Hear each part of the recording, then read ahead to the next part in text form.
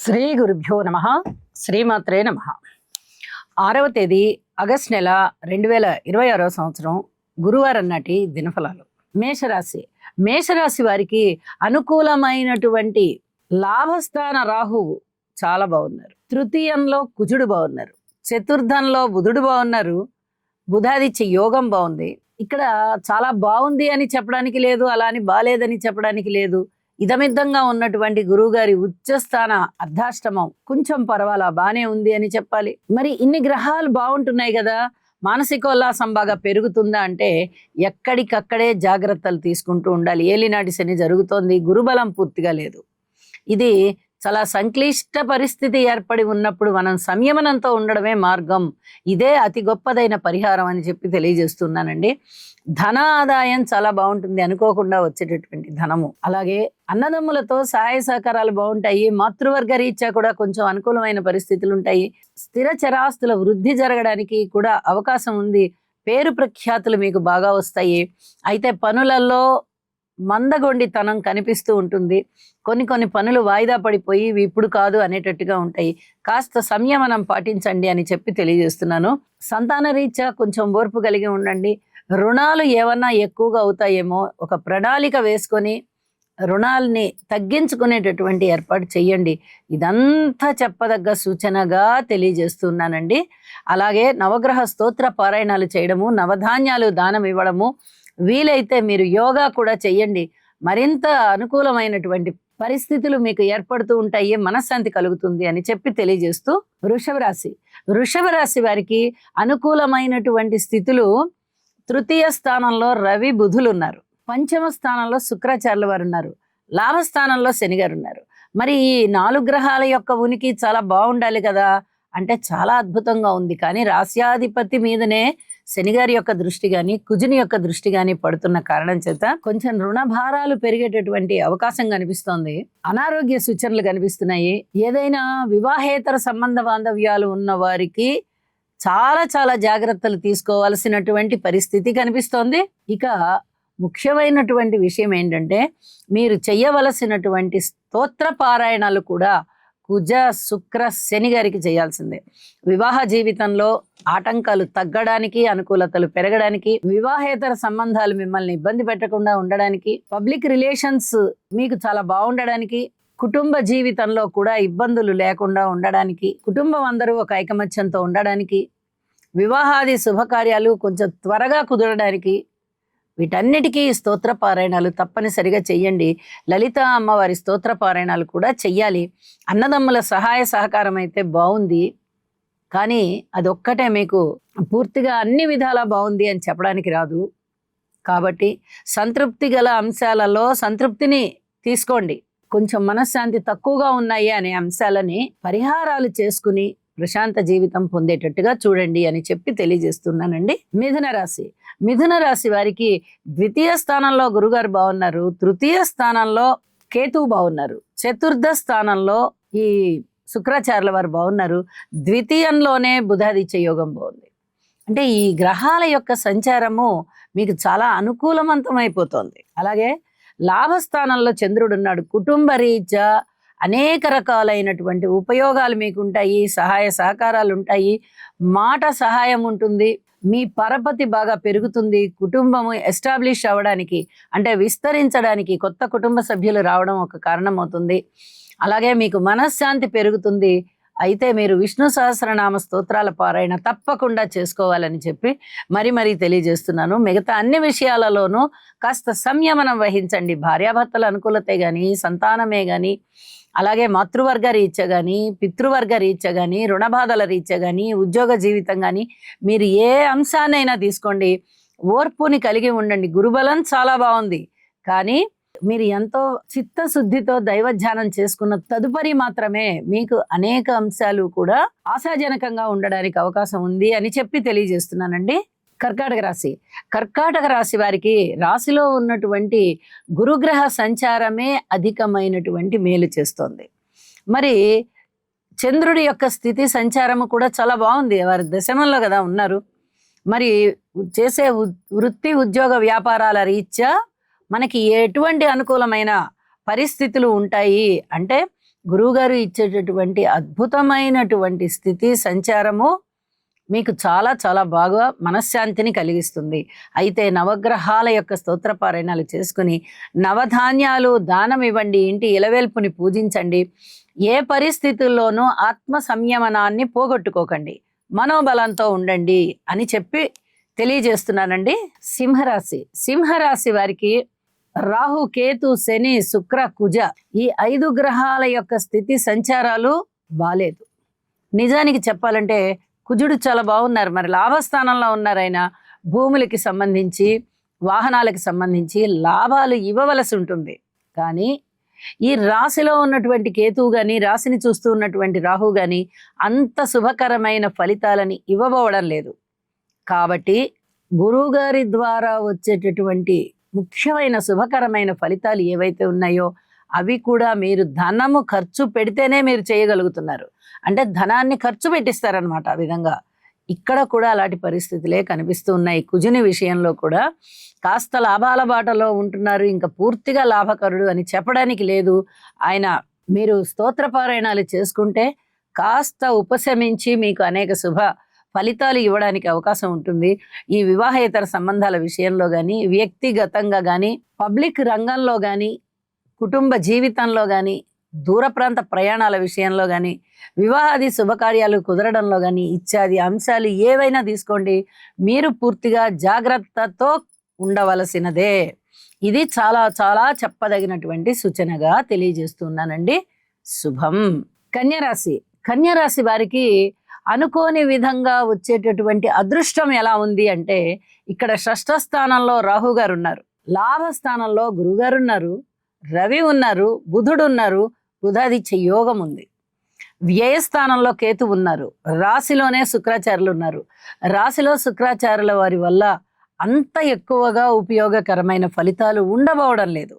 ఎందువల్ల అంటే ఇక్కడ నీచలో ఉండడం ఒక కారణం, కుజుని దృష్టి శనిగారి దృష్టిలో ఉండడం మరొక కారణం చేత కుటుంబ జీవితంలో చిన్నపాటి ఇబ్బందులు ఉండడానికి అవకాశం ఉంటుంది. పిత్రార్జితాలు ఇంకా చేతికి రాకుండా ఉండడానికి అవకాశం ఉంటుంది. పితృవర్గరీత్యా లేదా తండ్రి గారికి కాస్త శారీరక శ్రమ ఎక్కువగా ఉండేటటువంటి పరిస్థితులు, ఇలా ఏదో ఒక విధంగా చిన్నపాటి ఇబ్బందులు ఉండడానికి అవకాశం కనిపిస్తోంది. అయితే మీ మాట తీరు చాలా బాగుంటుంది. అన్నదమ్ములతో సహాయ సహకారాలు అంత బాగా ఉండడం లేదు. సంతాన రీత్యా చాలా బాగుంది, లాభాల రీత్యా చాలా బాగుంది. ఇక కీర్తి ప్రతిష్టలు కానీ, 10 మంది మీకు ఇచ్చేటటువంటి ప్రశంసలు కానీ, ఒక మంచి ఐకమత్యాన్ని ప్రకటించడం కానీ, బంధుమిత్రుల యొక్క సహాయ సహకారాలు దొరకడం కానీ, ధనము రీత్యా, ధాన్యము రీత్యా, సిరి సంపదల రీత్యా మీకు సంతృప్తికరమైన జీవితం ఉండడం కానీ, ఇవన్నీ కూడా చాలా బాగున్నాయి. అయితే మోక్షకేతువు సంచారము ఈ ద్వాదశంలో కనిపిస్తోంది కాబట్టి కొంచెం దాన ధర్మాల విషయంలో జాగ్రత్తగా ఉండండి. పుణ్యం వస్తుంది, పుణ్యము ధనము ఉన్నప్పుడు చేసినా వస్తుంది, ధనం లేనప్పుడు చేసినా వస్తుంది. భక్తి ప్రధానంగా ఎప్పుడైనా పుణ్యం ఏర్పడుతూ ఉంటుంది. ఎదుటి మనిషికి నిస్వార్థంగా చేసేటటువంటి దానము, అలాగే ఎటువంటి కోరికలు లేకుండా చేసేటటువంటి పూజా పునస్కారము ఇత్యాదివన్నీ తప్పనిసరిగా మంచి పుణ్యానికే దారితీస్తాయి. నిశ్చలమైన ధ్యానంతో భగవంతుని పూజించండి. మీకు ఉన్న దానిలోనే దాన ధర్మాలకి ధనము వినియోగించండి. అద్భుతమైన పుణ్యం మీకు వస్తుంది అని చెప్పి తెలియజేస్తూ, నవగ్రహ స్తోత్ర పారాయణాలు చేయడం ద్వారా మరింత మనశ్శాంతి కలుగుతోంది. కుజ శుక్ర శనిగారుల యొక్క స్తోత్ర పారాయణాలు తప్పనిసరిగా చెయ్యండి. మీ మీద ఎటువంటి నిందలు లేకుండా ఉంటుంది. ఈ రోజంతా మీకు మనశ్శాంతి ఉంటుంది అని చెప్పి తెలియజేస్తూ, తులారాశి వారికి అనుకోని విధంగా వచ్చేటటువంటి కష్టాలు ఏమైనా ఉన్నాయా అంటే అవన్నీ తగ్గిపోయే క్రమంలోనే ఉన్నాయి. షష్ఠ స్థానంలో శనిగారు బాగున్నారు, అలాగే దశమ స్థానంలో రవి చాలా బాగున్నారు, బుధాదిత్య యోగం పడింది.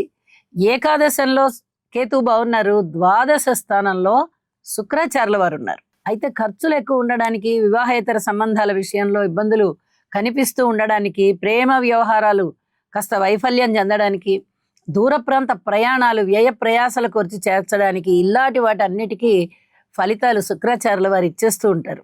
మిగతా ఫలితాలన్నీ కూడా చాలా అద్భుతంగా ఉన్నాయి. ఉద్యోగ జీవితంలో చాలా అనుకూలమైనటువంటి పరిస్థితి. ధన ఆదాయం విషయంలో, శత్రువులు తగ్గిపోయే విషయంలో, ఏ పని మీరు ప్రారంభిస్తున్నా కూడా దానిలో విజయావకాశాలు మీకు ముందరగానే కనిపిస్తూ ఉన్నట్టుగా అనుకుంటారు. ఇది మనం ఈ వర్క్ టేకప్ చేద్దామండి, ఖచ్చితంగా మనం విజయం సాధిద్దాము అనేటటువంటి ఆ ఉత్సాహము, ఆ గ్రహింపు, ఆలోచన ఇవన్నీ ముందరగానే ఏర్పడతాయి మీకు. అలాగే ఉద్యోగ జీవితంలో అధిక ఫలితాలు అంటే పదోన్నతులు కానీ, ఇష్టమైన చోటికి బదిలీలు ఉండడం కానీ, ఇక పదోన్నతులు, ఇంక్రిమెంట్లు ఏదో విధంగా మీకు ఆనందం కలిగించేటటువంటి అంశాలు ఉద్యోగ జీవితంలో ఉంటున్నాయి. ఊహించని విధంగా ధనలాభాలు కూడా ఉన్నాయి. అయితే విలువైన వస్తువులు చేయిజారకుండా చూసుకోండి. ఇదొక్కటి చాలా చాలా జాగ్రత్తలు తెలియచేస్తూ ఉన్నానండి. లలిత సహస్రనామ స్తోత్ర పారాయణలతో పాటుగా ఇంటి ఇలవెల్పుని కూడా పూజించండి. మరింత శుభకరమైనటువంటి ఫలితాలు ఈరోజు మీకు ఉన్నాయి. వృశ్చిక రాశి వారికి అనుకూలమైనటువంటి గురుగ్రహ ప్రభావం చాలా బాగుంది. శుక్రగ్రహ ప్రభావం కూడా చాలా బాగుంది. అయితే మరి ఈ 2 గ్రహాలే అనుకూలమా, మిగతావేవి కాదా అంటే, మిగతా గ్రహాలేవి అంత అనుకూలంగా లేకపోయినా నవమ స్థానంలో సంచరిస్తూ ఉన్నటువంటి గురువు గారి యొక్క స్థితి సంచారము చాలా అద్భుతంగా ఉందండి. పంచమ దృష్టి చేత రాశిని చూస్తున్నారు. ఇది ఎంత చెప్పదగ్గ సూచన అంటే అంత చెప్పదగ్గ సూచన. అనుకూలమైనటువంటి పరిస్థితులు చాలా ఉంటాయి. కీర్తి ప్రతిష్టలు ఉంటాయి. ధనము అనుకోకుండా వస్తుంది. మనోబలం పెరుగుతుంది.